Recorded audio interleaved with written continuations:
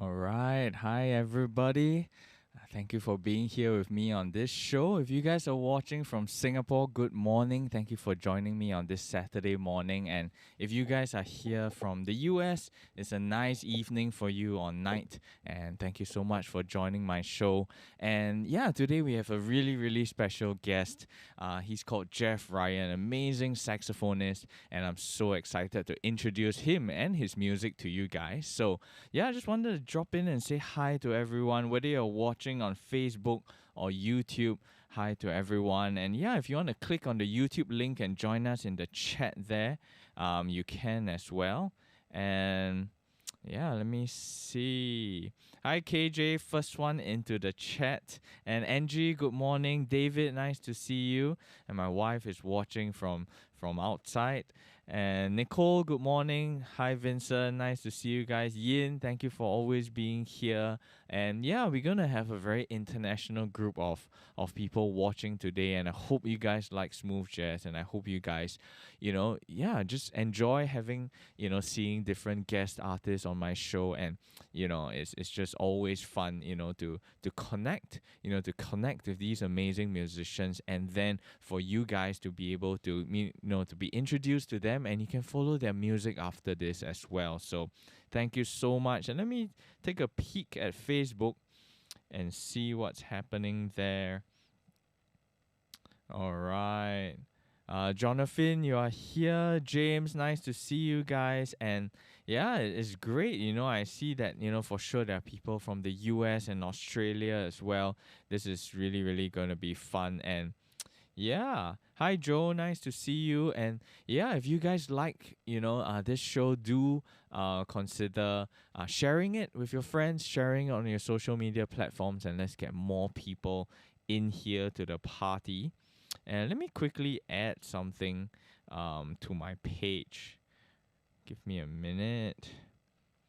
So what I'm going to be doing throughout, if you see me on my phone, I'm not checking my phone, but all the comments and questions you guys might have for Jeff as well. And then I'm going to be dropping the links to his music as we speak about it. And of course, you can definitely get his CDs as well. So let me just pull this up and let me get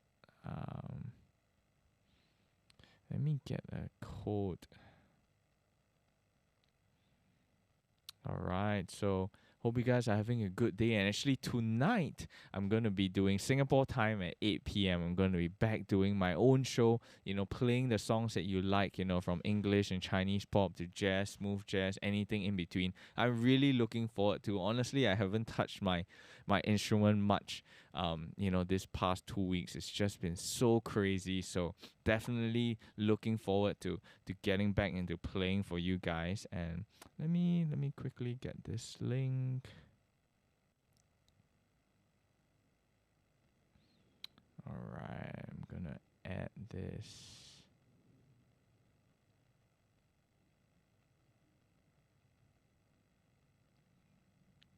Okay, hold on.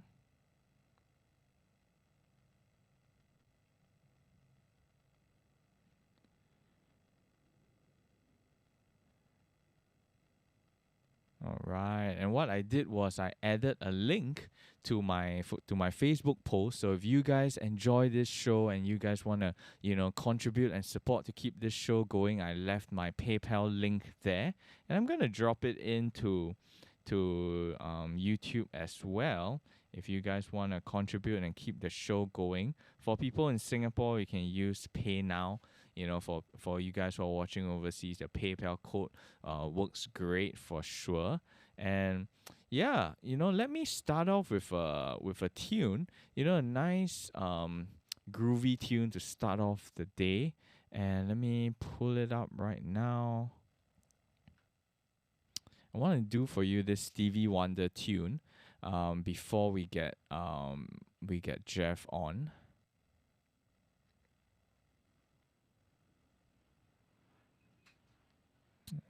Right. So yeah, I want to play for you this tune by Stevie Wonder called "Isn't She Lovely" to start off this whole evening or morning of music. And here it is, called "Isn't She Lovely."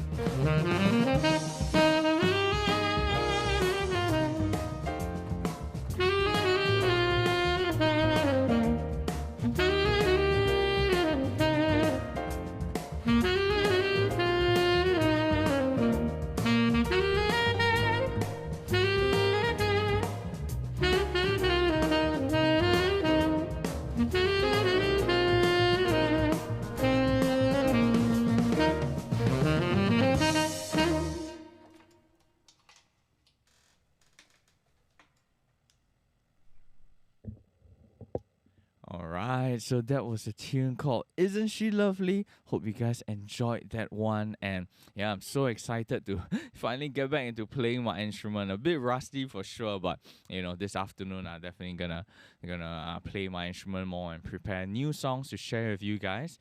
And yeah, that was a Stevie Wonder tune called Isn't She Lovely? So, I'm so glad to be, having this setup when I can have two cameras and, try out these two angles. And yeah, and it's so fun because I get to try new equipment, and I just got for myself a Audio Technica microphone, AT4040. It's really nice. Let me know how you guys find the sound.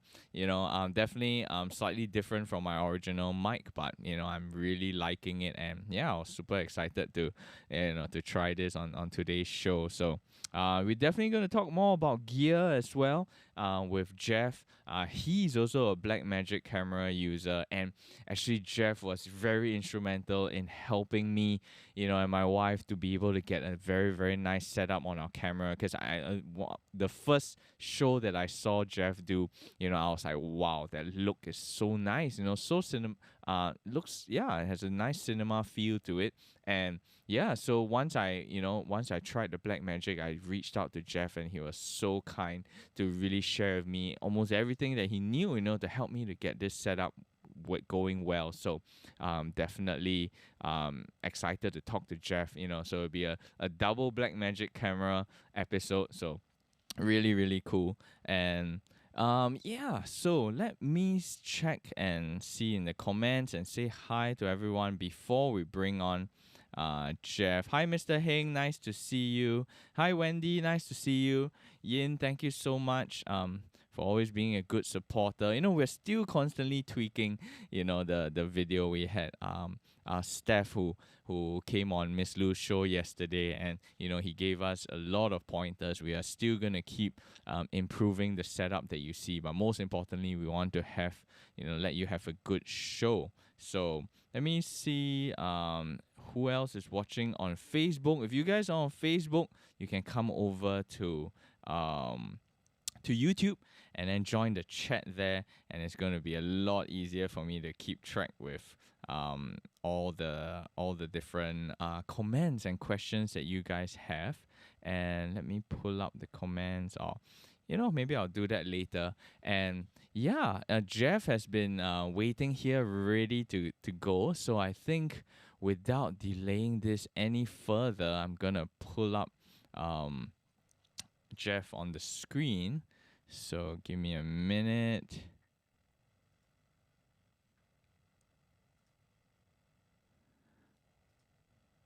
Okay. I can't seem. Okay, I got it. Almost couldn't unmute Jeff there for a moment.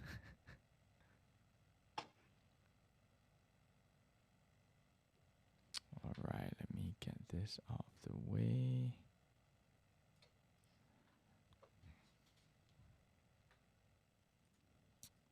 All right, so without delaying any further, let's welcome Jeff Ryan to the show. And hi, Jeff, nice to see you. Hey, Hey, it's great to be here. awesome. And it's evening over there for you, right? So it should be about, a bit past 8 p.m. for you over there. Awesome. I'm gonna pull myself on the screen here as well. Yeah, so this Jeff Ryan, amazing saxophonist. He's on his second album already. His first album, did really well. Jeff, when I first heard your album, I think I reached out to you immediately. I was like, man, some albums just, I listen to it and that's all I want to do. But yours, just made me want to pick up my instrument and jam along and play along. So that was, That means so much, man. That means so much. to me, that's a sign of a good album. I don't know, maybe not everyone feels the same as me, but I just want to, get into the action and play along. And it's really such a great album. And I think you did, many number one tunes and many top 10 tunes as well. And yeah, we're going to talk more about that. So maybe, Jeff, you could introduce more about yourself to people who are watching as well. Yeah. So I'm from the San Francisco Bay Area. So I'm just a little shoot over the pond from you. I'm not sure pond's the right word. I think that's the Atlantic, Yeah. but it's Yeah. all good, man. But no, it's we're just existing right now and getting through this and just trying to be as proactive as possible. Just trying to, really work it on your instrument. I think kind of like right now, if this is the time to be growing as much as possible. Yeah. We have a lot of time on our hands, and Yeah.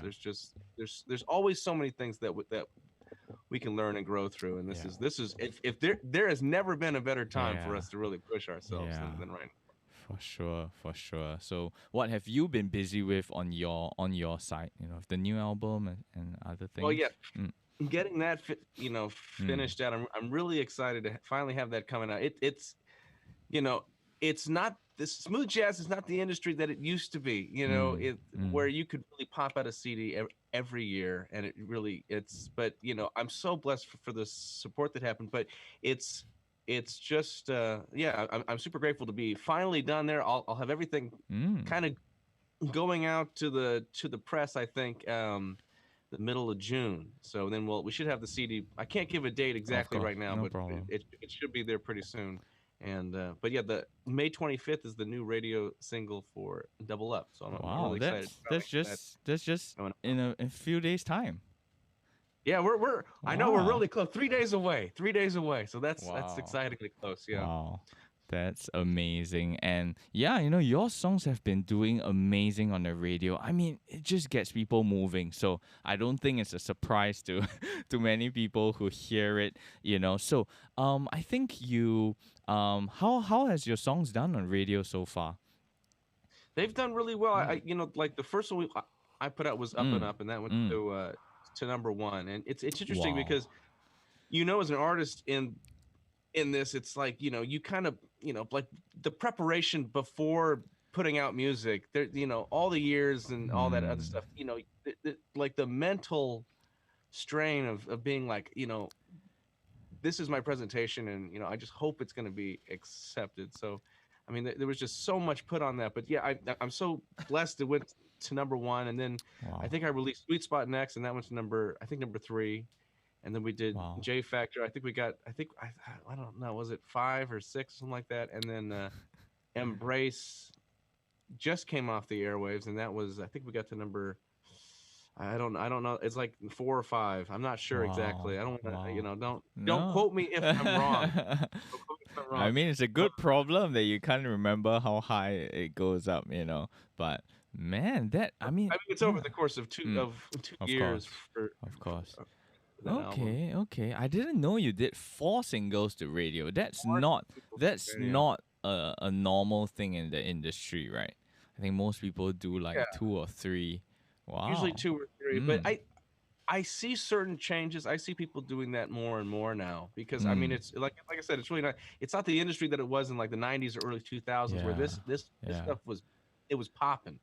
It was popping, man. So I mean, it's still popping. And the thing that's so great is we have such an amazing, loyal fan base, and they just really love the music, just like I love the music so All much. right. I mean, Yeah. I'll always be a fan of this Mm. genre. I mean, it's meant so much to me, like growing up, and I don't know, it's just being surrounded by R&B and Yeah. and this music. But as a saxophone player, it's like I can't think of a better genre for expressing yourself, especially, I mean, just any instrumentalist. Honestly, this is, to me, this is the last great genre for instrumental musicians, in the sense that you can really express yourself in Yeah. any emotional facet. Everything else is kind of taken over, and it's not that it's Yeah. a bad thing, but kind of Mm. taken over by vocals and stuff like that. But this is the instrumental genre.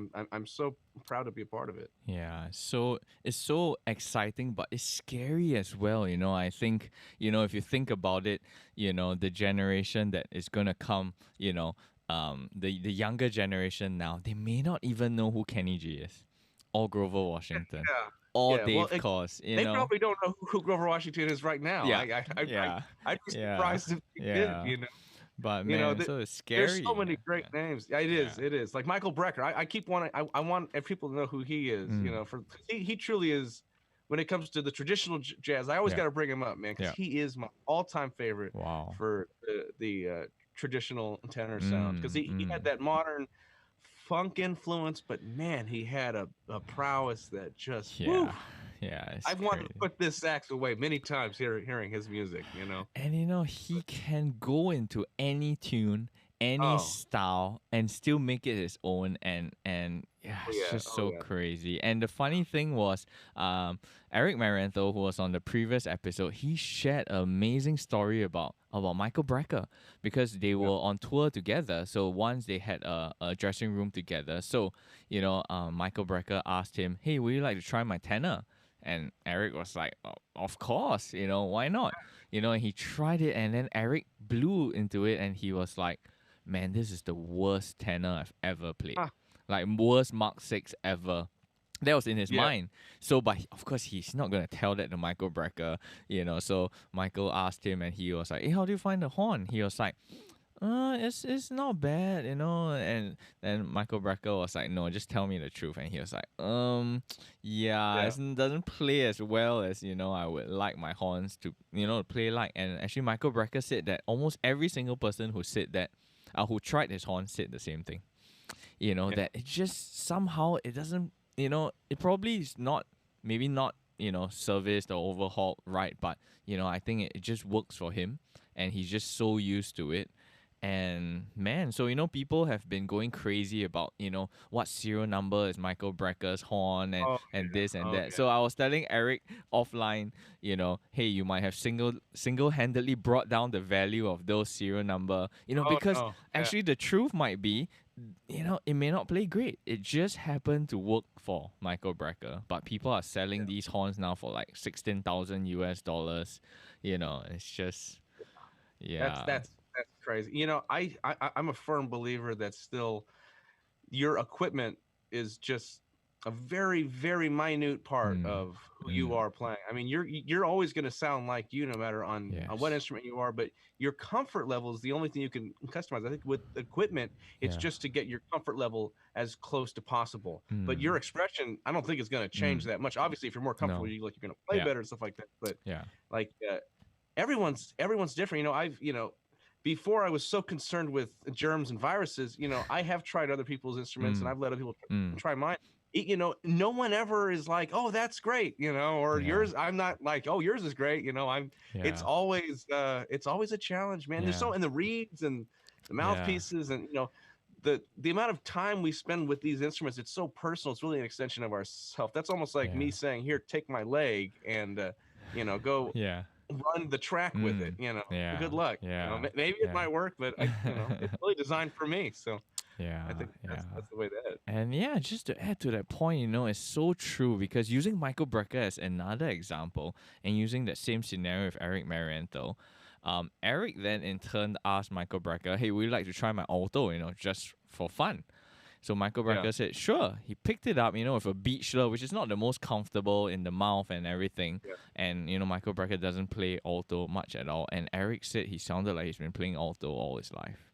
Oh Just man. blew Well, into his setup and just went with it. And I guess and I've heard that so many times, so many interviews, people were saying Michael Brecker, he's one of the best flute players around, actually, just that he doesn't mhm. choose to play it live that much.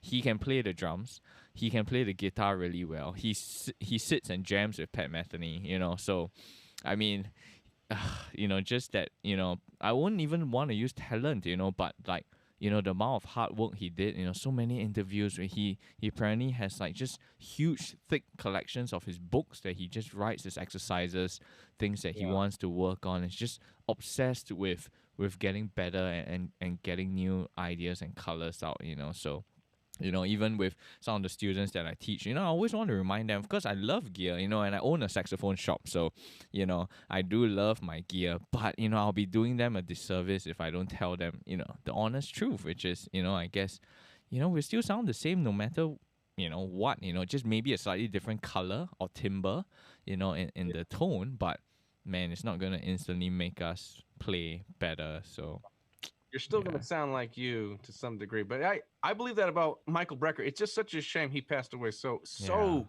yeah. so early. It's I forget how old it was, like late 40s or Yeah, something, or or early maybe 50s, early yeah. 50s. But yeah, Yeah, it's too but soon, yeah. that's terrible, especially for this. Yeah, that's just a level of genius that you know it's very rare. I Yeah, think to have very people that rare. are Yeah. really that astute to all the nuances of music. I really think that that's the difference between musicians is the ones that are more aware of the nuances than others. Yeah. There's the little Yeah. things, the little Yeah. things that we focus on and get better at. Yeah. It's challenging, and then you also got to live your life on top of that. So good luck Yeah. finding the time to keep Yeah. practicing. It's It's such a juggling act, man. yeah. Everything. It's Totally something. agree. But it's so funny that you brought up Michael Brecker because my wife and I were just talking about it last night before we went to bed. Because there is a great apologist called Ravi Zachariah. So he has done amazing things, and he just passed away recently. But we started talking about how it's really not the end because these guys have done so much, and people are still gonna find. Let's say in the example of Ravi, people are still going to find his books, his podcasts, his videos, his lectures. It lives on, man. And Michael Brecker, in 50 years' time, people are still going to be transcribing his solo.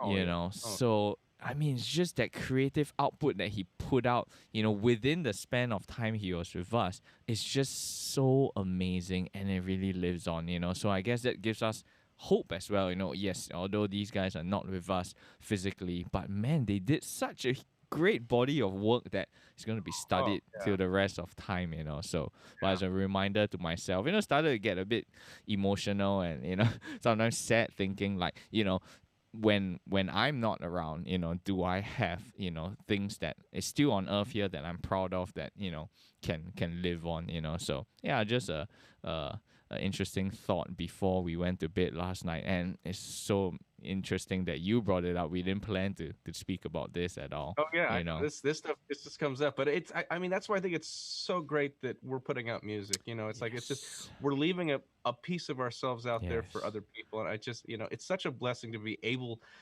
to do that. And Yes. I know it takes a lot to make music and to put it out there, and Mm. it's just for however much work it was, it's also a blessing to be able to do that. It is. You know, It but, is. Yeah. We're going to talk more about that process later for sure. Maybe to kick things off, I know people will be dying to hear your music if they haven't met you before, especially on this side of the world, and that's why I really wanted to do this show, because me as a saxophonist, I know your music. I know how amazing of a musician you are, but I feel sometimes, not everyone who watches my show is a saxophonist. Some of them are just music lovers. So I'm just so excited to be able to share it with them, because I'm, this phase of my life has always been like, because we can do Zoom calls anytime. I could be doing this with you privately, and I'm the only one who would gain from it in that sense. But, with this live streaming platform, it's just been amazing, just being able to connect us. We are a 24-hour flight away from each other. It's crazy. A 15-hour time zone difference. What are the odds that, someone in Asia would be at your show, or vice versa, So I think it's just been so incredible. As much as horrendous things happened, this period, and I know people are suffering, I'm not going to take that lightly as well. For sure there's, a lot of pain and suffering. But for me, I just want to try to focus more about, the great things that have come out of it. Zoom is booming. They're not, they're definitely really happy that, things have happened I hope this you way. got stock in them before this. Make sure you really entered the stock market strong with a nice amount of shares. Yeah, it's just so crazy. But, I think for sure, what has led to all this is we can connect more. When things are normal, we don't think out of the box. We don't think of doing all these things. And I've seen, even some of the people in the smooth jazz world, people like Brian Culbertson, Rick Braun, man, from day one, they embrace the live stream, and now their shows are multiple cameras, full production. It's just no excuses, and, to be honest, they are, the generation above us. So, there's no excuse, they may not be, as adept to, using these platforms, but, and they're doing they're it. They're pretty adept at this, man. I know Brian was putting on live little events for like before this happened. He was ready for this. Wow. Man. He really was ready. Brian Culbertson was doing some great stuff, man. He was really, I mean, it's such a great avenue. I mean, I think it's pushed so many musicians into this newer world that we really do need to embrace. But Rick, of course, and he's been doing such a phenomenal job too. And it's great to see people pushing it. But we have to be our own little managers on this, and that could be challenging too, because this stuff, to really get the depth and nitty gritty of it is actually it is pretty hefty, but it is really satisfying, so. Yeah. You have a great setup, and I guess you managed to tie in, I guess, your knowledge and experience of cameras, into what you're doing now, which is so cool, and we'll definitely talk more about that later as well. So, I just had a crazy idea as we didn't discuss this earlier, but, I think it would be cool, if you wanted to play us, all the 4 singles from the first album. I'm not sure if that's what you prepared, but it might be cool, to see your journey, and those are the tunes that were blasted out, throughout America and beyond, and if you like, maybe we can start with Up and Up, the first song that put you there, only if you want that's to. That's the only one I don't have on this list right now. Okay, no worries. I will get that song, but let's play that a little bit later. No problem. Let's start with the second song that I put out, and that was called Sweet Spot. Let's start with that one. Yes, let's do that. So Jeff Ryan playing us his tune Sweet Spot.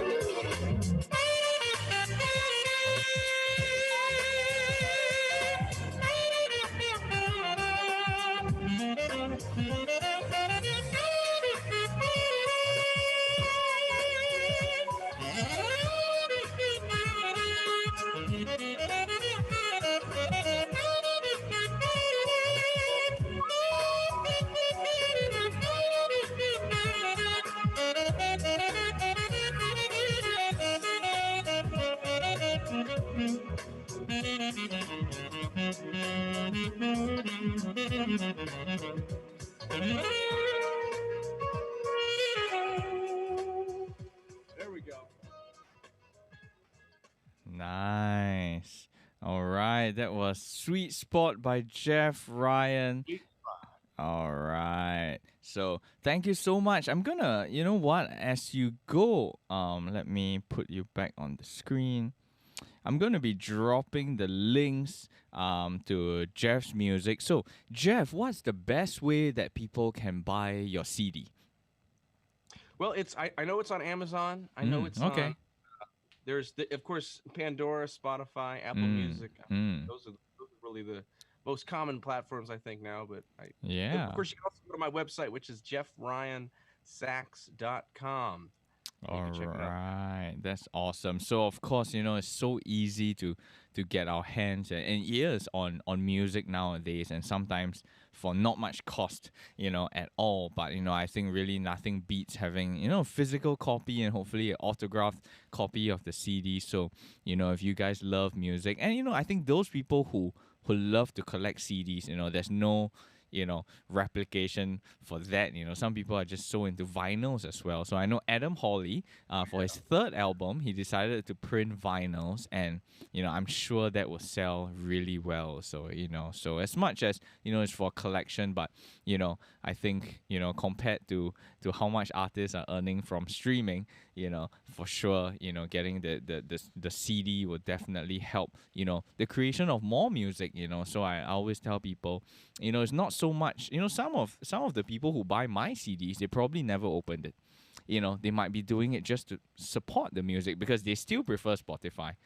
So if you guys are in that camp, and you want to support music and you love Jeff's music, and yeah, I think it's also reaffirmation that the artist that you love is doing great work, and you wanna sort of like pay it forward, in that sense. So of course, I'm sure Jeff knows full well, it's not the cheapest thing to do as well, to put a high quality recording out. For sure we could just do it in our room, with any, with your phone or whatever, but to get a world class product out, man, the bills start to add up for sure. So without going too much into the business side, if you guys wanna support Jeff, get his CD, reach out, do add him on all the social media platforms as well. And now I'm just gonna drop in his Spotify page, so it's easy access for you guys to add it to all your playlists on Spotify, enjoy the music. And if you guys want a physical copy, do reach out to Jeff, or just go on Amazon, and any physical dealers, I think they would have that on as well. So his first album, Jeff, what's the name of your first album? The first album was called Embrace. Yeah. Nice. Awesome. I will play that song too, because that was the last single that I put out on that. Nice. And if I'm not wrong, it's a ballad, right? It's a ballad. Yes, it's a ballad. And I love ballads, man. yeah, There's something about it. me too, man. Actually, I a lot of the I wrote my album, actually based off the ballads as well, so for sure. And but for those people who don't know, radio stations aren't probably the most excited about ballads in general. So yeah, maybe for a ballad to reach that high on the charts, it's quite unheard of as well. So do you remember how was the reception to Embrace, when you sent it out? It was actually very, very good. We got picked up by Exxon Watercolors, because they're probably Wow. they're very important to Yes. actually get, because I mean, you just Yes. have a global spread of your Yes. music. I mean, Yes. it's such a blessing, and they're amazing over there. Big shout out to Shirlita, who's over there. And but it's every station matters. I mean, you have some great stations. You have, of course, Adam Kepler's Smooth Jazz Network. Yes. But I think we received most of the stations right off the bat. And I was really blessed about that. And I just really, I love the song. And to be honest with you, I really believe that smooth jazz especially is its best songs, most fundamental songs of that genre are, in my opinion, they are ballads. There's of course up tempo stuff, but the songs that have really stood the test of time, that are being replayed, from the late '90s or early '90s, and it's the ballads, and it's they're just good. They're almost more like a power ballad, though. It's a catchy. You want to have a catchy chorus, but it's still a mid tempo. Yeah. Not a slow song. That's really amazing. I think when I first heard, about you releasing a single to radio, and it was like, more like a ballad, that was, for sure. I'm not sure how you felt. Like, did it feel risky? Oh yeah. Or, Oh yeah. Oh yeah. Yeah, but I'm glad it did well, and we're definitely looking forward to hearing that, as well as your new single, which is about to go to radio, in a few days' time, called Double Up. I have people in the YouTube comments saying they can't wait to hear that new single. So we're gonna keep them waiting for a while first. Yeah. So maybe we'll do that at the end of the show. And we have Nicole from Malaysia. She says you have a very cute panda and pineapple at the back. That's really, really cute. As you can see, Jeff also has a really nice bouquet effect going on over there. So Jeff, maybe now might be a good time to jump over to you and cameras, and is this always something you had interest in, or you were doing this a lot last time before this period? Yeah, I've been kind of involved with video production for a while, and it's been something that has been I've been very passionate about, for a long time. And it's just kind of growing from before, like before I was kind of in to photography a little bit, but I really like moving pictures. You know, I Mm. just there's just something wonderful about it. And you know, it's interesting with the setup that I have here. It's like I'm in a garage, so I'm trying to make that garage as nice as Mm. possible, Mm. and and kind of downplay the elements, but really give kind of a you know a pleasing soft look, you know, with the light focus where it should be. But it's I mean I I don't know. I just love video production. It's been a huge passion of mine for a long time, and Wow. I've been slowly kind of building equipment out to kind of have the ability to create what's in my head, you know, Mm. visually. And that's it's hopefully eventually we'll get to the point of actually making music videos, but Yeah. it it just depends. That's it's kind of hard to man the camera if you're trying to video your tape yourself Yeah. at the same time. So that's Yeah. it can't be two places at once. Unless we can find Yeah. cloning. We'll see if that's possible soon. Maybe the next Yeah. 20 years. So. Yeah. Cool. Nice. So how did you, I know you're using the Blackmagic Pocket Cinema camera 4K right now, and it's just so happened that we connected that way also because as I told you, I know next to nothing about cameras and live streaming before we started this, but we had very good recommendations from friends, and then Blackmagic in Singapore as a company, they've been so supportive, and especially Martin, who works with them, and they are actually lending us, the 6K and the 4K, and it's Yeah. just been amazing, for me because. If I don't know much, I'm not the type of person that would just go blindly and try and buy many. I want to go for expert opinion, guys who know their stuff, and I go with that. So we are really lucky to chance upon these cameras, and we are loving it. We're still tweaking as we go, but almost every session I think people are gonna see differences. But you know what, how did you end up with this as being one of your favorite cameras for videos? Well, it's if you really look at like cinema quality out there, and of course what we're filming with you know we're probably I'm shooting in the Blackmagic film codec, or I Mm, forget exactly if it's the right term. I'm mm, thinking of it's probably codec, but it's so you can only grade this so much. So I'm just using a nice a LUT to convert it kind of to Rec 709 and get a little more of the natural uh, colors that are mm. actually in the space right here. But there's, if you want cinema quality stuff, I mean, these cameras are amazing. The Black Magic. We're going to turn this into an ad pretty soon Yeah, here I because did. it, I didn't pay it, you to say that for sure, but no, it's it's cool. for the price point and the quality. You could hold these up to like the Red cameras out there, and the Reds are phenomenal cameras, and but their price point is drastically higher, and Hmm. they're used on, of course, professional shoots out there for actual films and everything. And Hmm. these cameras hold up to those sensors on those cameras. And you're Nice. talking about the difference between, one a couple grand, which is honestly a very, Yeah. very competitive Yeah. price point for, Yeah. the consumer market Yeah. compared to a professional world of 30 or higher $1,000 Wow. for a camera, which is Wow. insane. And the fact that we can get almost the same dynamic range, color detail, and everything on these cameras is amazing. Of course, you got to throw it in DaVinci Resolve. I Yeah. use DaVinci Resolve, Mm. and that's Mm. the video editor Yeah. that actually Blackmagic put out. I used to do Premiere and Final Cut, but Okay. I switched to them because it's phenomenal. And when you get down to the actual editing of the color grading, Yeah. man, it's something else altogether. This is one thing. This is great for live, I guess, but Yeah.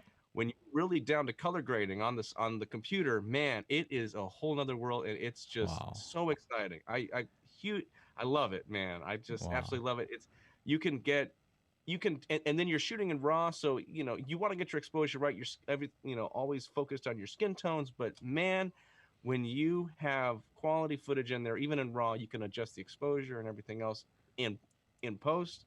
But you want to get it right, obviously, in the beginning, but you can tweak so much, and it's just Hmm. amazing. It's so amazing to have a cinema quality camera for that price. Of course, you got to buy the lens too and Yeah. everything else, but Yeah. considering Yeah.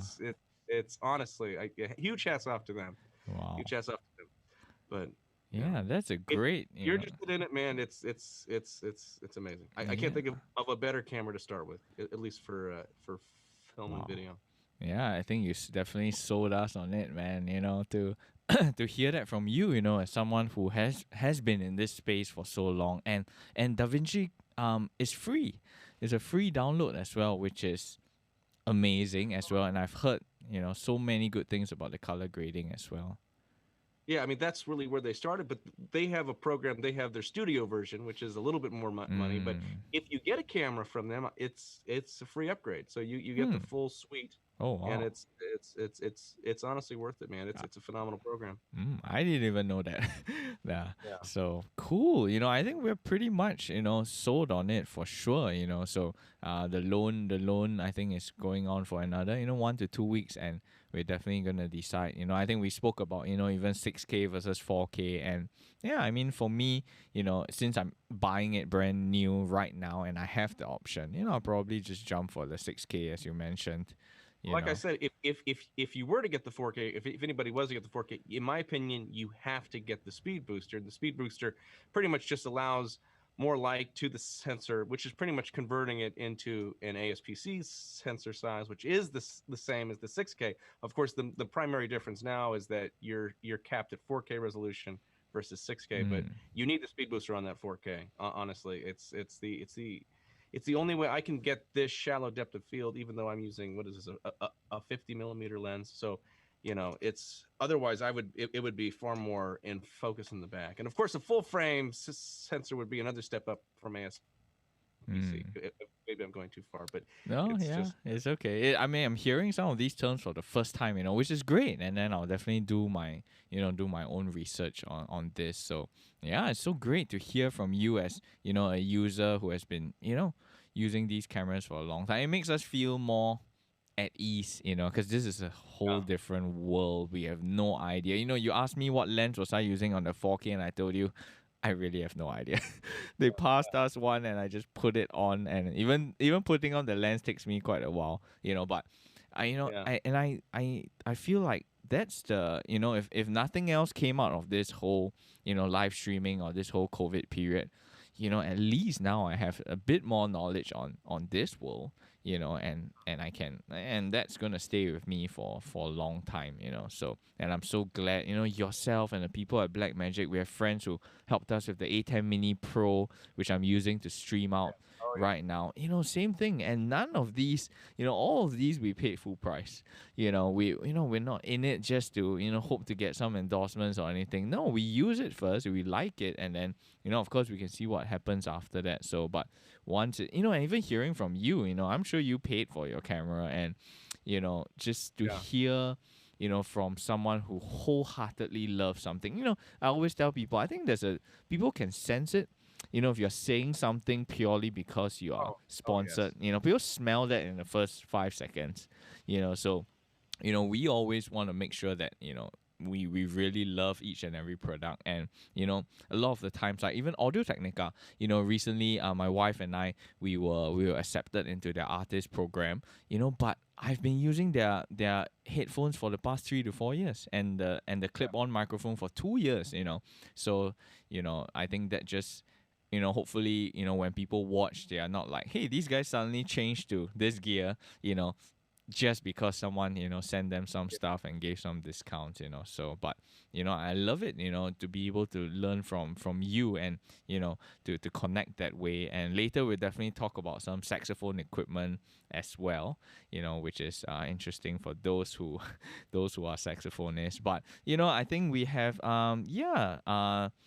people are asking, they want to hear your tune Embrace, so in we the chat. do them So right. yeah. I'm, And then later we have some. So Yin is asking about what's the video editing software. So Shane, who is watching, already typed it in the chat. So it's great. Everyone learns something. Even though they might be here, just for music. But if you guys take home something, That's amazing. And Yin says, "Wow, sounding super value for money." Yeah, I think, and coming from Jeff, you're saying some of the cameras cost an arm and a leg.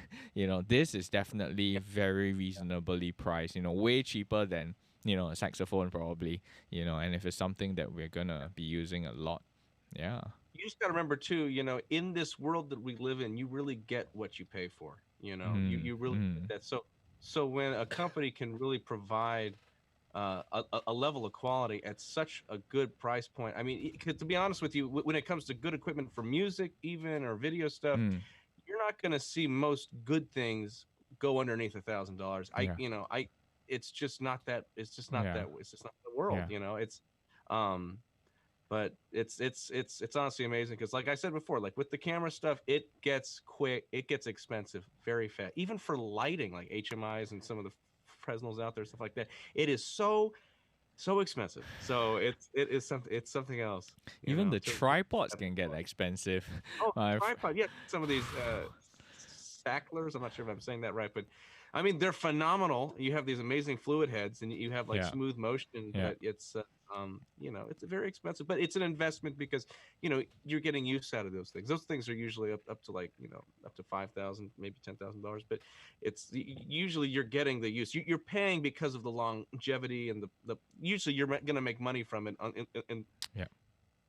in the long term too. So yeah, I think value for money is really important. I mean, even in the gear I use or those things I recommend in the shop, for sure I could have told people to get a 5-digit Mark 6, but is that really the best way we could use our money to get mileage? So yeah, we'll talk about some of your equipment as well. And I think in the world of cameras, man, it goes crazy really fast. And if you're a saxophonist and a photographer, that you're gonna be pretty broke if you don't control yourself in that sense. So I'm glad to hear that from you. And for sure, I feel that even as someone who doesn't know anything, the price point seems really, really fair. Like, I could live with it, in that sense, and not be too scared to bite the bullet and purchase it. If this was like, 5 or 10 grand, that would be a totally different story. But, at the 1 to 2 grand Singapore dollar mark,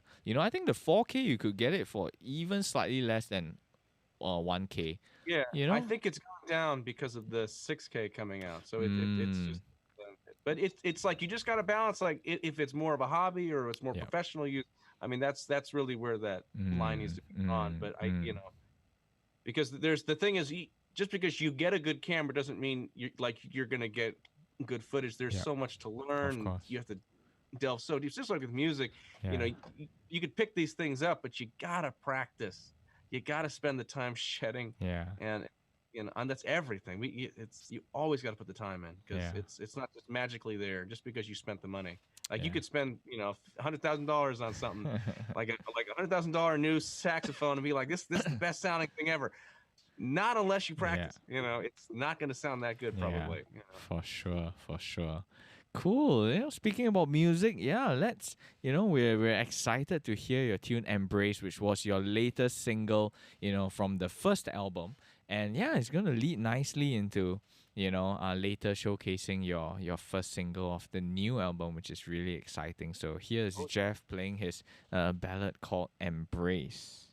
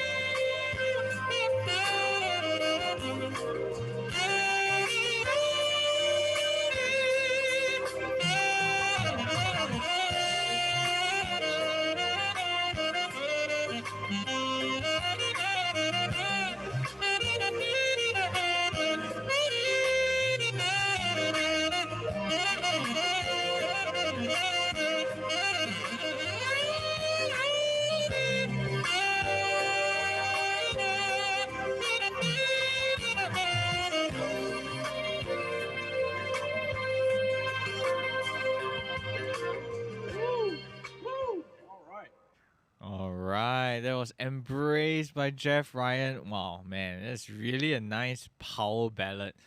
Just so much emotions in that. So, man, no wonder it did well on radio as well. So, really, really nice Thank you. tune. Yeah. Cool, and it's always nice that oh, so yeah, Nicole says thank you for embrace. Yeah, it's always nice that the chat can quieten down a bit, obviously when people are listening intently. So thank you for sharing with us that music. And I'm gonna jump quickly into a question by Brandon Ryan from the US. He's a saxophonist himself, and he's asking any recommendations between OBS, Wirecast, or other streaming software. So maybe we'll let Jeff start with that. And Jeff, when you do your live streams, what is the method that you go through? I went through a few of them in the beginning to kind of see what I liked, and honestly, Wirecast was the one that I liked the most, mainly because I mean OBS is amazing too. There's a lot of great programs out there, but Wirecast I liked because it had an obvious way to select different audio channels from your interface, and that was a big deal. So that's the one I went with. I just kind of spent the time doing it. I could be better at that. I do not spend as much time with it as I probably should, but it's very deep. You can do split screening and everything else. So can OBS. The only problem with Wirecast, of course, it does cost a little bit of coin. So it's not a lot of money. It's not like a camera, but it is still some money. You could probably get the same thing with OBS, and they have amazing third-party support too, because it is I think it's open source, so it is there. But I do use Wirecast if that's the question. No, that's great. So your camera and your audio interface are both going into Wirecast, and then through Wirecast you're streaming out directly. Well, you can select, like I have my camera going to Elgato Camlink, and then select I can select different sources with Wirecast. I'm not sure if OBS can do that. I sure it can, but so you got to be able to select your source for your audio and for your visual. So you mentioned the Camlink. It's working great for you using the Camlink. Yes, it's working great. It's been very, very stable for me. I know there were some reviews about it not being stable, but it has been solid. So that's great. There's also, of course, Blackmagic puts out their video switchers and consoles too, which are amazing. Those cost more, by the way. But the Elgato is the cheapest. I think it's $100, and that's definitely very useful to have an HDMI into your computer, because computers aren't designed to do that. So. Yeah, it is good. Yeah, so for people watching as well, you will need that Camlink or any other video capture card, but Camlink is one of the most popular. We got ours, it's an AverMedia one, because the whole of Singapore Camlink was sold out. It's just so crazy. So when we managed to get the last AverMedia one, which is a close competitor, and luckily we got that. So for you guys who have a camera and you want to try live streaming, or or even connecting your camera to Zoom or any video conferencing platform, it's not going to happen automatically. You need to get the video capture card, a Camlink by Elgato, or any, it's so funny because we upgraded our system. So maybe Brandon, I can chip in our way of getting our footage out. We started with OBS because it was free, and we did the 14-day trial for Wirecast, Ecamm Live. We tried StreamYard. They're all great, all pros and cons, but I think Ecamm Live and Wirecast, for us, it was just the amount that we had to pay, which was, of course, not cheap. And, so we thought if, maybe there were other ways. So we were using OBS, and it actually has a lot of functions. So same thing, camera. Ours, we are going through a mixer now, our digital mixer into the platform. So we did that with OBS. So that works great. And I think, worldwide, OBS is still one of the leading ways to do all this. But now, speaking of the capture card, so we decided to upgrade to a A10 Mini Pro, also by Blackmagic. So it's a bit more expensive, but now the streaming is bypassing my computer. So the A10 Mini Pro, that device itself, is doing the streaming load for us. And that is another huge reason why we can get Jeff on smoothly on Zoom. Now, so maybe Shane, who's watching, Shane, you can help us drop a link to the A10 Mini Pro as well, for people to know. I think in Singapore dollars it's $900. In USD that would probably at 650. So of course a bit more than just your capture card, but with this, you can input up to 4 cameras, which is amazing. So rather than buying 4 capture cards, you just use this one device. It has its own Ethernet port and monitor out, and then it can do all the picture-in-picture, shifting the camera. So I realized I wasn't on screen, so I can, I can change it to the second camera and so on and so forth. In just by pressing those buttons. So we love it, and because just doing the normal streaming, it was making my MacBook Pro, it was working overtime. My screen started burning up. Now the bottom 1/4 of my screen goes black very quickly. It's just overheating, so crazy. And for me to spend, 900 Singapore dollars to protect my MacBook, it was, that in itself was worth it already. But just being able to get the streaming out to YouTube and Facebook, or any platforms you want, multi-streaming, and not tax my computer, that was a big plus. So some of you might be wondering as well, Jeff is playing from the other part of the world, but the audio, the video, everything is coming through very nicely. We're actually using Zoom, for those who are wondering. There are also many platforms, and if you're wondering, some people, I know when I first started using Zoom, even talking, there's distortion and lag. So there's actually a way to tweak the settings for playing music through Zoom. So if you guys want, we're happy to share it with you. Shane, I don't think we can do PDFs in the chat, but hit us up. You guys know where, how to contact us. We'll send you this PDF that you can go in and tweak your Zoom settings for free. And then if we didn't have those settings, Jeff's music would definitely be distorted. I mean, he's playing his backing track and his saxophone at the same time. And I hope to you guys, the listeners, it's sounding great. It's sounding great on my part. Of course, nothing beats live performances, but this is as close we can get, to beaming him over here. So yeah, that's a quick rundown of our system. So many ways of doing the same thing, and this is a question we get all the time. So it's great, Brendan. Hopefully that helps you out. But you know where we are. You can ask Jeff or myself in person more as well. I know Brendan is really looking into his recording gear, and maybe now moving into the video gear as well. So yeah, hopefully that helps.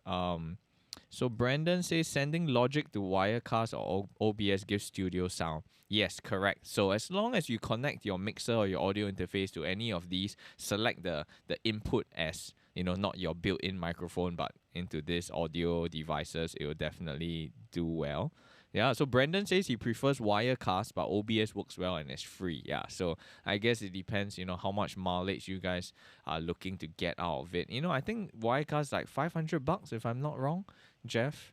About there, I can't remember. Yeah, but yeah, so Brendan, no problem. He says thanks for the tech talk.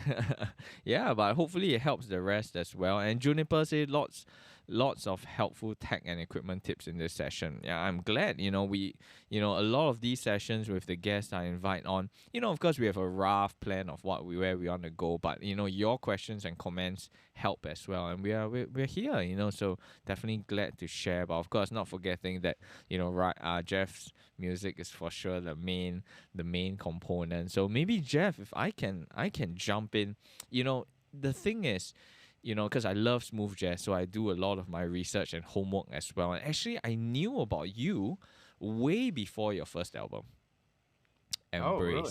Yeah. So, and was this album like, a long time in the making, or, just in the previous few years, you just went for it and it finished very quickly? How was the process like? It's interesting because originally, if you can make your plans for life, it would be nice, wouldn't it? Yeah, but it's originally, like, coming out of high school, I was already ready to actually put out music, and Mm. it's just, life kind of gets in the way Mm. in certain things, Yeah. and I kind of got back on the path to putting out an album, and Mm.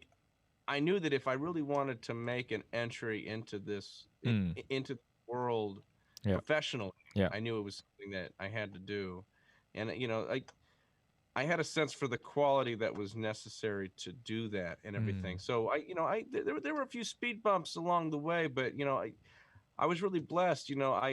I got called up by Adam Hawley, and he Mm. had a show up in Sacramento, Mm. and Greg Manning, who's a keyboard player and Mm. producer, he was covering keys on that show, and I actually met Greg there. It was actually very Mm. romantic because there was rain pouring, music playing. It was pretty Wow. romantic, but we actually clicked right off the bat, and it just kind of worked out. I was actually already working on an album, but we kind of revamped it and just kind of went a Mm. different direction. And I'm really blessed that it all worked out. I'm Mm. really thankful to God that it really worked out the way that it Mm. did, because this is it's so important. I mean, with music, it's so personal. So Yeah. it has to be right, but also you can't be so perfection oriented that you don't Yeah. ever put out anything. But it has to be right, and it has to be something that you can be proud of. Yes. So there's that nice balance there. But I'm really grateful that I met Greg and Adam, and it's been great relationship since then. I think that was like 4 years ago now. Mm. So Mm. but that's when I knew I could do this. I knew when I got to that level with the quality of these other players and stuff, because I like to work with other people. I know there's Mm. those solo guys that, man, they can just Yeah. pop stuff out all on their own. I'm not in this game to be by myself. Mm. I'm in this game to join with my friends and brothers Mm. in this music, and sisters. I'm not Mm. gonna leave the ladies Mm. out. There's Yeah. some great ladies out there, but it's yeah, it's we're in this together, and I think Yeah. it's important to know that. But of course, as an artist, you got to make sure that your quality is where you want it and where it needs to be. Again, going back Yeah. to the nuance, I think the thing that keeps people, the only thing that separates people is their ability to hear the nuance and knowing what to improve upon. And I'm always trying to get better, man. It's just an endless pursuit of practice It and is. you know Man, you brought up such a good point, which I always try to remind myself as well.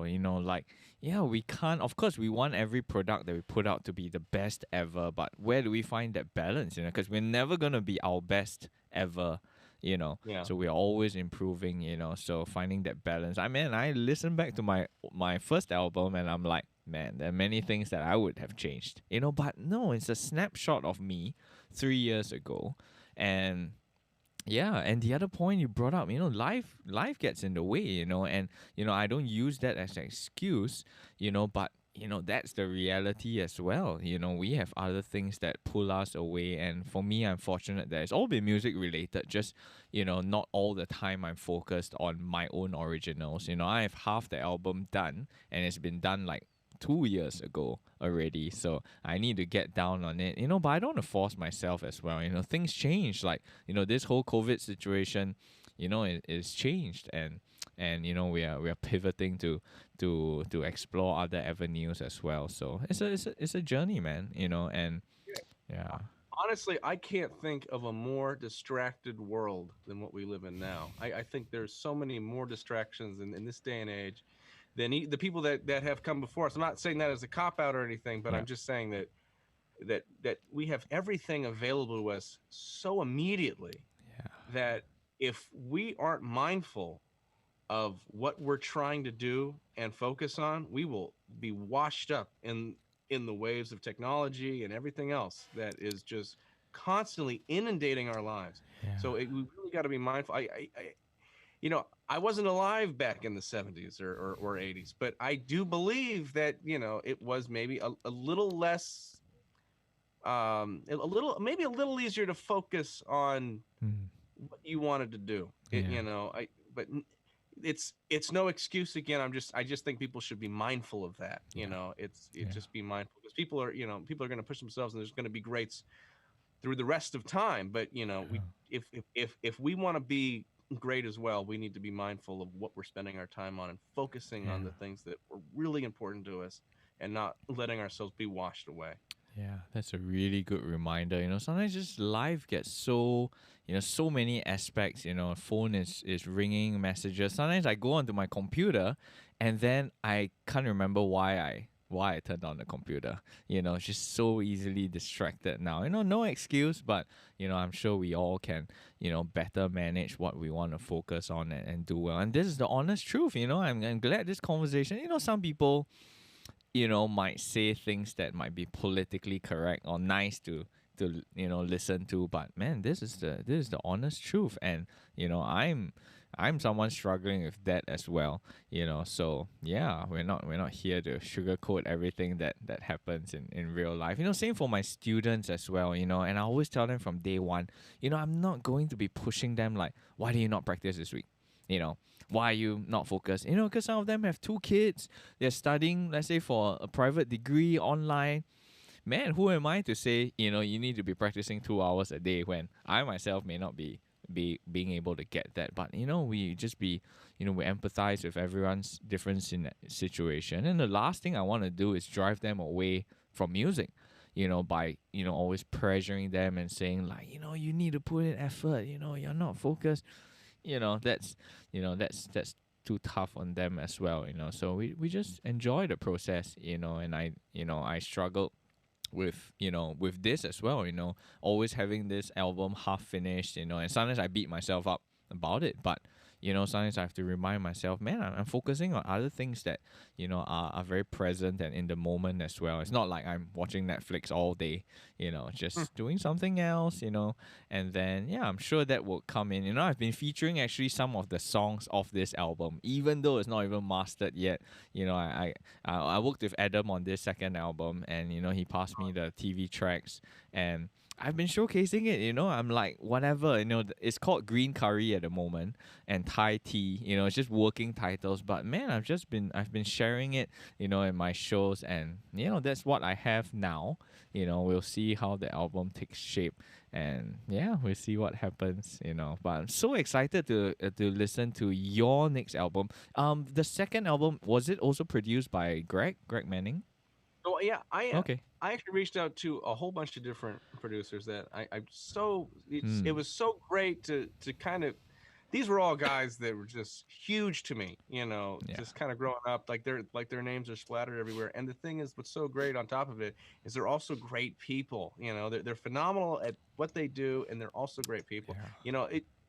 This genre, I can't it's just filled with so many great people. It's just been so great meeting Yeah. everyone, and just kind of growing with these people. Yes. But the people that I actually worked with on the CD, of course, Greg Manning. I have to go back. He'll be on every CD of mine going forward. But I also have Darren Ron on here, and he's actually the one that produced Double Up. With me. I Okay. two tracks with him, and then I also had worked with Paul Brown. It just Oh, nice. you can't be in smooth jazz, I feel like, and not have worked with Paul Brown. Yeah. It just doesn't work, right? Yeah. But especially as a sax player, Yeah. but he's an amazing guy. Really, just a funny, down to earth guy too. Just awesome. Yeah. Had a great time with him, and yeah. That's I think that's. If I'm forgetting anyone, man, I don't. Oh, of course, Adam Hall. What am I thinking? Okay. Adam is also producing Nice. a couple tracks for me, man. I'm so blessed to work with him. I was actually on his most recent single. It's Yes. still on Billboard. I think it's number Yes. 2 right now. I think number 2 behind Yes. Brian Culbertson. I was, really hoping still for 1. We'll see what happens. Yeah. But Yeah. we'll see. Yeah. But yeah, Adam's great too. Just another great player. Younger guy too, actually. So Yeah. it's great. It's great that we're Yeah. keeping it. Yeah. Me and you, Daniel, we're keeping it pretty young. I don't know how old you are, but I'm going to assume you're the same age as me. So About we're, there, we're I would think. Yeah. just keeping it fresh. I think that's important. I think we need Yeah. to keep the blood coming in and keep Yeah. the quality coming in. So that's Yeah. what's important. Yeah. I'm not sure if you knew, but my first album was entirely produced by Paul Brown. You know, Yes, yes, yeah. yes, So yeah. I just knew, same way he did all the albums of all my favorite players. I was like, if I have Wow. nowhere, if I don't know who to go to, that's the guy. Just amazing, amazing. And it was great. And same thing. No hard feelings, nothing against Paul. Paul is great, and he taught me so much. But just for the second album, I felt like I wanted to try a different vibe. Something that will be really funky and work really well live. And I heard Adam's music. I loved it. So the whole of the second album is with Adam. But I guess your approach is really interesting as well. So like 4 different producers all have their own flavor, but in the end, it's all tied in with you. Oh As yeah, the yeah. artist. I want it to be genuine to myself, but Mm, it's like I said before, like I don't want to do this alone. I want to do this with other people. I mean, that's to me, music is a relationship, and yeah, it's a language. It's so much more enjoyable to be working with for more sure. people. And it's just great.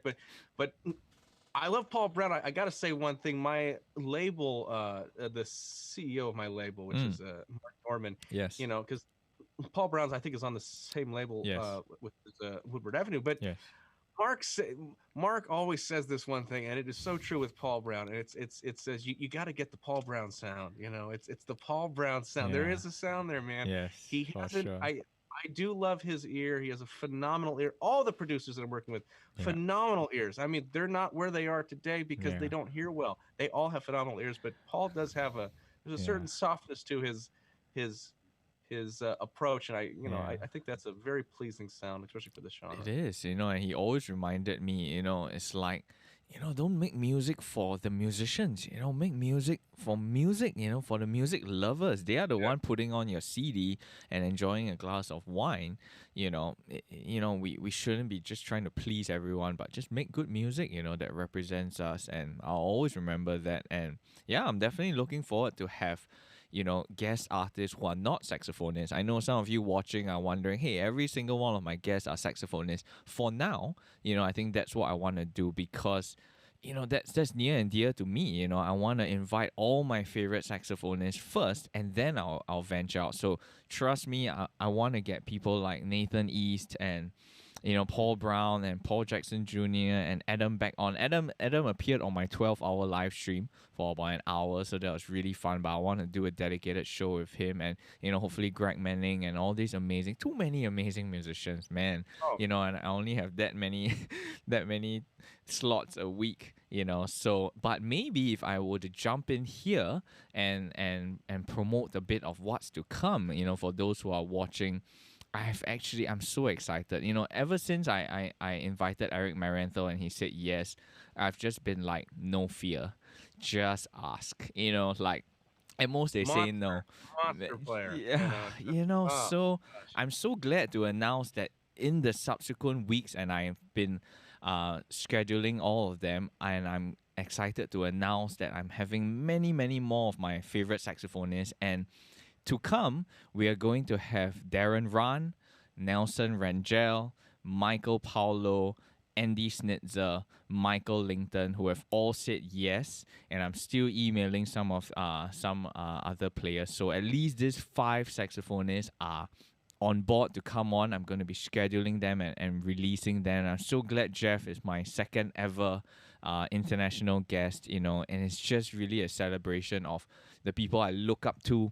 I love their music and I want to share them with you, and that's really it, because, yeah, like I said, I could have just had a Zoom call, with these guys privately, but it doesn't make sense if I don't, beam this out live and, have you guys, and it stays on YouTube forever. That's the good thing as well, so people can check it out. And I'm so proud, like, Eric Maranthel, such a monster player, but if you search on YouTube, you'll find that he has no YouTube channel.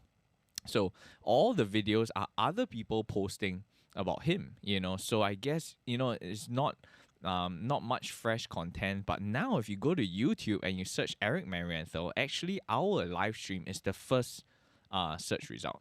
which is just amazing, which also shows, people are craving for this connection with these artists right now. And yeah, the amazing thing is this lives on forever, and, people get to hear and see, really behind the scenes of the artists, because going to Spotify or buying their CDs, you probably not get to hear, these stories as well. So yeah, so that was a shameless plug for the other artists who will be coming. But man, I'm so excited, and yeah, I hope you guys are as well, to just connect with these artists, ask your questions, and most importantly listen to their music. So let me see if there's any other questions. All right. Jonathan says, awesome music. Thank you for making my evening. Wow. Thank you so much. Martin from Black Magic is here. Hi, Martin. Yeah, we've been sharing a lot of good things about your cameras and the A10 Mini Pro, and that's amazing. Yeah, Ben says, thank you for bringing all these great names. It's my pleasure.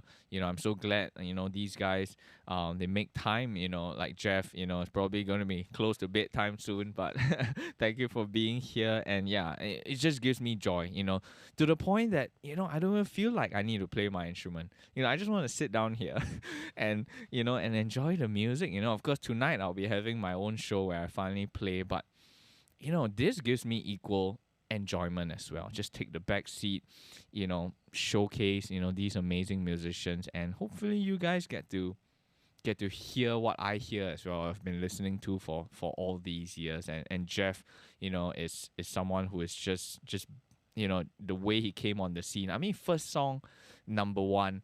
That doesn't happen very often, so that's crazy. And yeah, maybe down the road. I mean, you guys can check it out. Same thing, if you guys are new here, you can subscribe to my YouTube channel or my Facebook page. You can give it a like. And I left a contribution code for PayPal.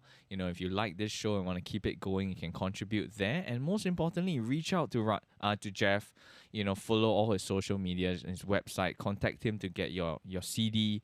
That's the best way to, help all artists, keep going and doing what they love. And honestly, it's for your enjoyment, the music, So yeah, maybe now is a good time if Jeff, you'd like to play us another tune of yours, and then we can showcase the new upcoming single later as well. So what song would you like to play for us? Let's do J Factor right now. All right. Yeah, if I can find it though. So this was your third radio single, right? Off the first album. Yeah, this was the third radio single. Great. Oh, there it is. Sorry.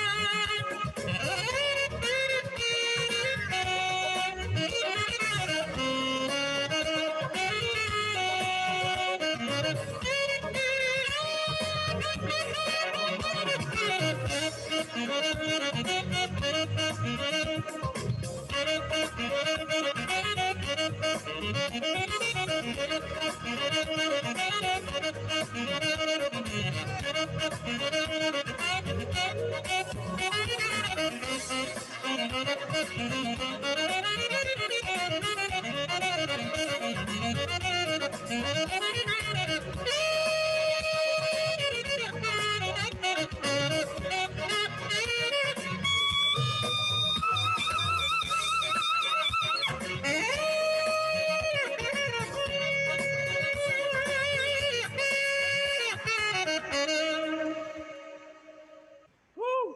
All Yeah. right. That was J Factor. Man, that is one funky tune. That was, man. I'm sure Man, you yeah, I'm sure you enjoy playing these songs live as well, man. It's gonna get ooh. the whole audience going. So, man. It's an interesting world. It's an interesting thing playing in your room Yeah. solo. And having to Yeah. imagine doing it live. It's a Yeah. different context for sure. Man, that's really great. So maybe now it might be a good time. Let me pull myself back up on the feed. Yeah, let's talk a bit about the gear that you use. I know you're playing a Guadala mouthpiece, and it's a Vigilante mouthpiece, right, by Jennifer Yeah. Price. Yes, yeah. I am Nice. an endorsing artist of that. So, but yeah, I do use. I have two pieces from her. Mm. And each one has a different Mm. tone. Mm. Uh, but no, they're fantastic. I'm really Mm. happy with it. A very wide tip opening. So Mm. your approach is it's different, because like Mm. normally I think it's very common for like a 7 or 8, Yeah. like Yeah. with this kind of sound, normally like a Dukoff kind of Yeah. a sound. Yeah. But yeah, no, she's fantastic. She's an amazing lady over there in Simi Valley. Yes. Yes. But I also use I use a Sax Dakota saxophone. Mm. Um, and I have actually on here I have a Clanbogen from, I don't know if that's how you can Mm. say it, Yeah. Yeah. from Reed Geek. And Mm. what I've noticed with that, it doesn't, some people, maybe it does more, but from my perception of it, reason I like having it on there, not just for looks, it's changed between the registers, is very smooth. It's a little bit Mm. smoother. It's subtle, but it's very Mm. it's pleasing for Mm. playing wise. Mm. Um, and then of course, Van Doren Mm. reeds. I use the Java Greens. Mm. I love those. I Mm. can't. I used to love filed reeds. Now Okay. I can't do it. Mm. It's got to be unfiled. It's got to be Yeah. unfiled. Yeah. Nice. I was fortunate enough to visit Jennifer when I was in LA. Went down, tried all her pieces. I have a Guadala made by Sakshama, a handmade piece by him, a Michael Brecker 2 model, which I love. I recorded my first album on, so it's always going to be sentimental. So, I tried all of Jennifer's pieces, and yeah, at that point, I didn't find anything that I liked better. They were all as good. and the Sakshama piece was modeled after his own handmade model that he has as a reference piece. And I've tried both, and they really play similar. So I would say mine plays like, you know, one of the older ones at like a fraction of the price, you know. So Jennifer makes great pieces. And yeah, do you remember which two models you play and like of Well, hers? I have two of the same type. I think it's the Hollywood Studio, I believe. Okay. It's Hollywood Studio. Okay. But I mean, you really got to spend time with each mouthpiece, because I have never come across two mouthpieces that sound the same, Yeah. except for soprano on like a Runion Custom. You can just get Mm. those Yeah. conveyor belt Yeah. mouthpieces. To be honest, they're fantastic. Yeah. There, Yeah. there are other great soprano mouthpieces out there, but if you, it's just consistent. But I will say with these, you got to spend time with each one, because, like when Mm. I went down there, they're not all winners. You know, Yeah. each one is subtly different, and you got to approach them differently. And it also depends what kind of reed you're using. You know, Yeah. it's like the reed and mouthpiece mouthpiece match Yeah. is really the most fundamental thing to Mm. your comfort, Mm. Mm. and really how you're gonna actually change your like tonal sound, Yeah. is the mouthpiece and the reed. Everything else doesn't really matter. I mean, the sax does matter, but Mm. it's I think it's such a small part compared to the mouthpiece and the reed. So, but Mm. you got to spend time, because each one is different, and of course, like anything handmade, they're all going to be a Yeah. little different. So Yeah. you gotta spend the time with them. Yeah, cool. Yeah, I was telling Jeff earlier. I brought out my Guadala. I have, I think I have like four different ones. They're all slightly different. And this one I brought out today was a Super King, the Guadala Super King. You know, no hand finishing, just off the shelf. I quite like it as well. But like you're saying, in the end, we'll still sound like us, all the time, And sometimes I feel like bringing out a warm mouthpiece, like I have a Jody Jazz Hard Rubber. Sometimes I listen to some Stan Getz and I just feel like getting in the mood, It's more like pleasing myself than anything, not trying to, please other people. And yeah, they're all fun. They're all fun.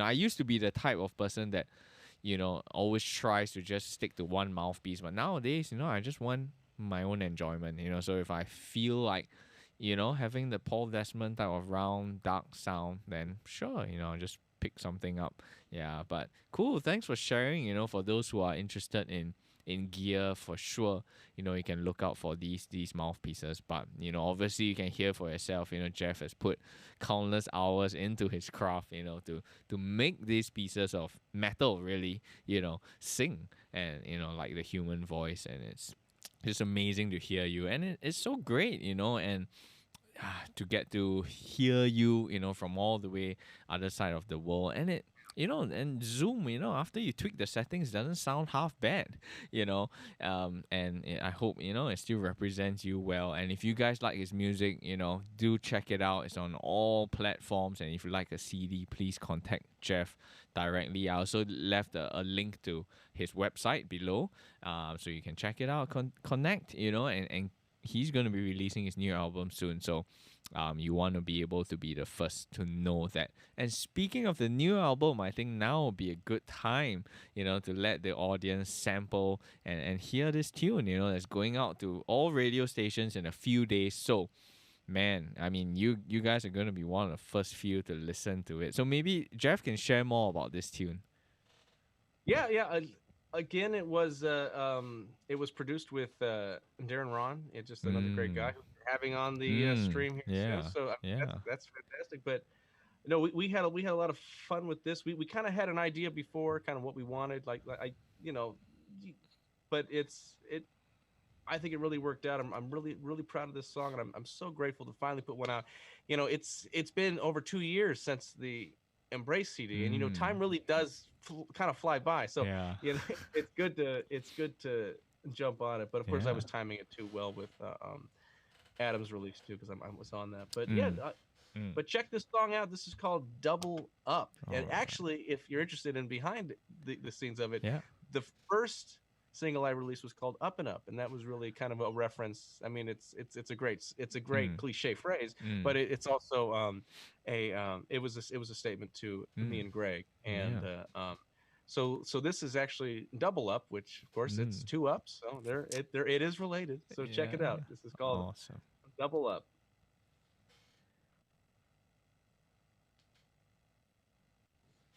Oops, it disappeared. That's no good. Hold on a second. I will No find it. problem. We're happy to wait. Here we go.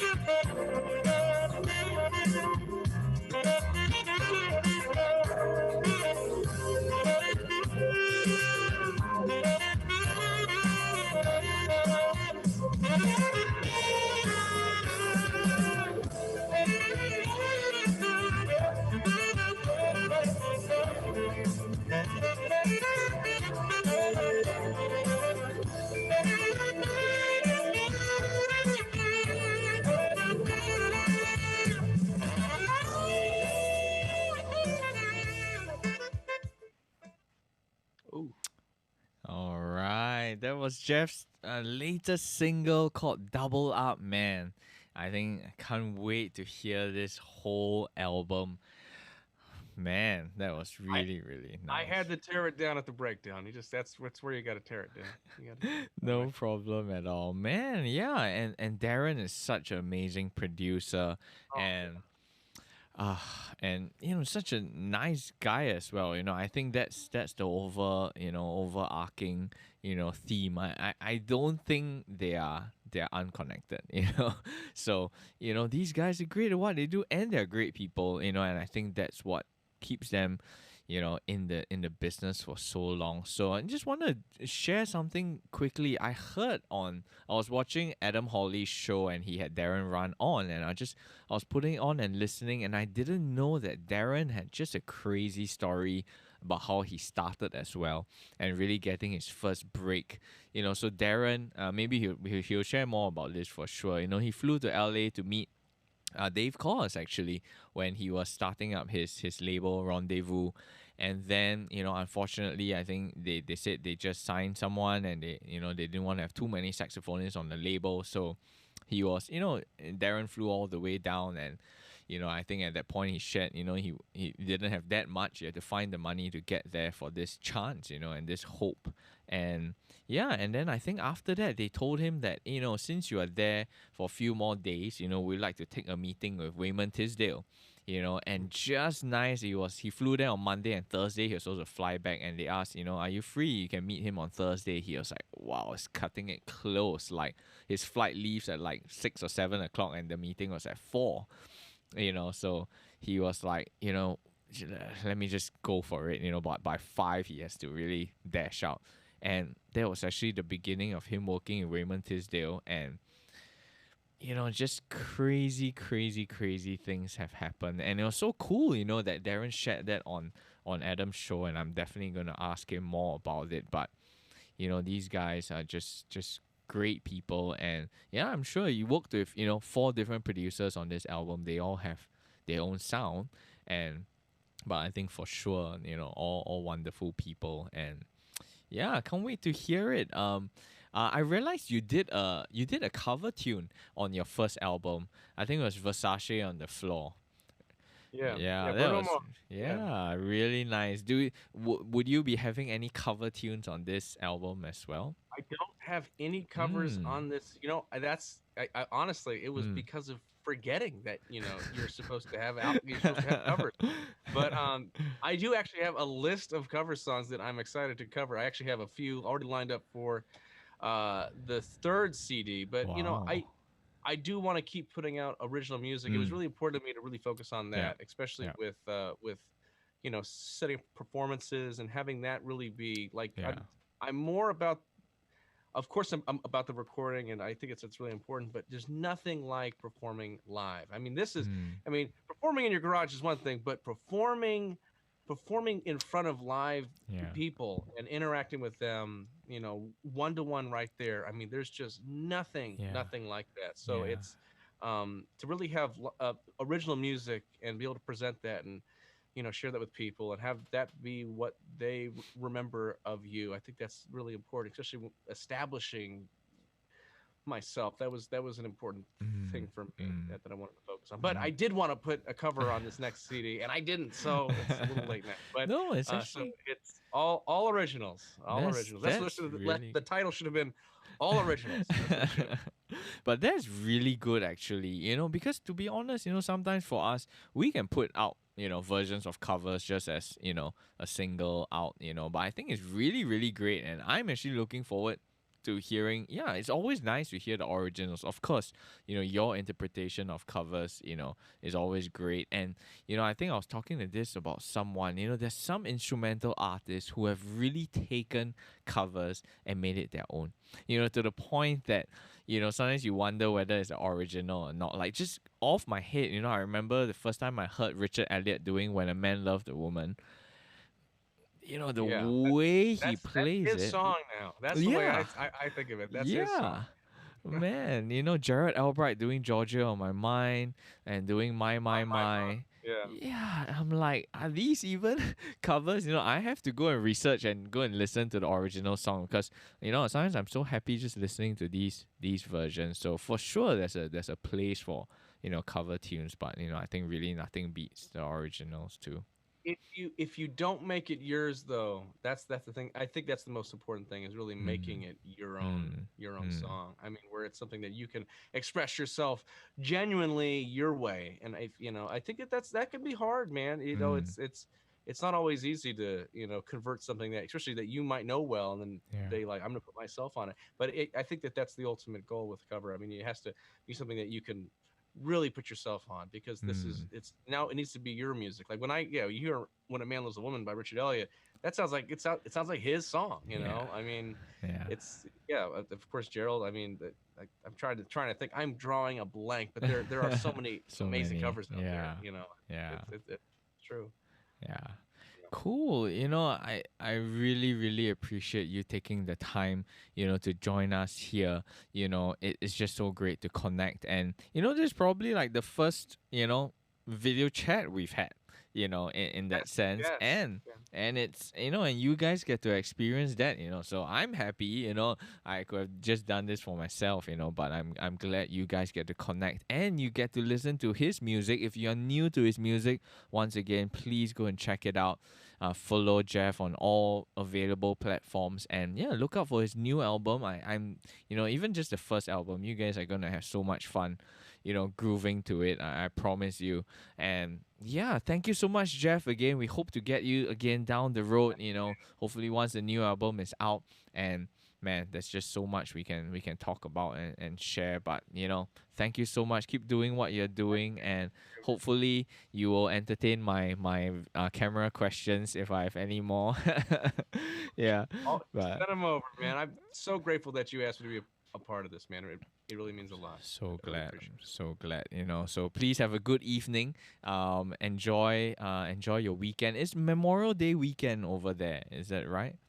It is. It is. And Mm. enjoy your day. Now that your day has Yes, started, yes, have gonna a be. great day over there. Thank you so much. So once again, Jeff Ryan, all the way from the US. Please, yeah, I'm glad. If you guys enjoyed it, you can subscribe, follow, contribute if you like. But most importantly, do spend the rest of your day. Those of you in Asia, you have the whole day to put on jazz music now. I guarantee you, it's gonna make your day a lot better. And then for those who are watching in Asia, see you guys back here at 8 p.m. Those of you who are watching in California, that's going to be 5 a.m. So unless you're a really early riser, you'll probably not be watching that show. So, but for the rest of you in Asia, I'm excited to finally get back on my instrument, play tunes for you guys, and then we're gonna have fun there. So thank you again, Jeff, for being here, and we'll see you guys another time. Thank you. See you.